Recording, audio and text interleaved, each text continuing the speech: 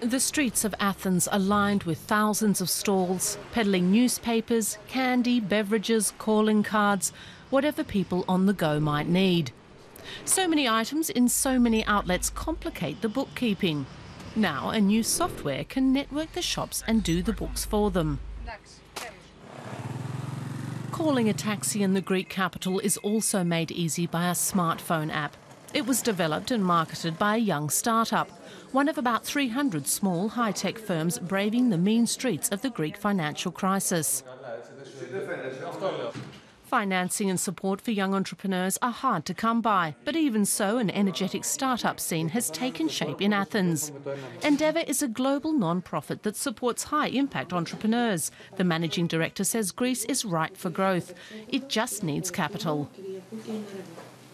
It's true that Greece has two main elements that really make it pretty attractive destination for investments. One is some structural advantages that the country has, e.g. in tourism sector or in the food sector, so we have pretty high quality things to show there.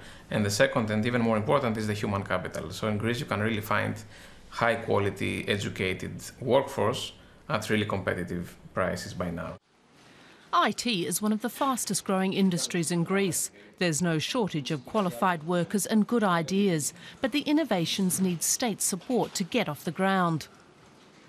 We know from research that the largest and strongest growth in marginal productivity comes from innovation, especially from the development of new products. So innovation is quite simply the key to moving Greece out of the doldrums and starting the economy growing again, above and beyond the historical engines of Greece's economic growth.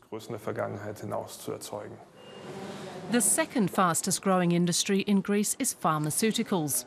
It too promises great potential.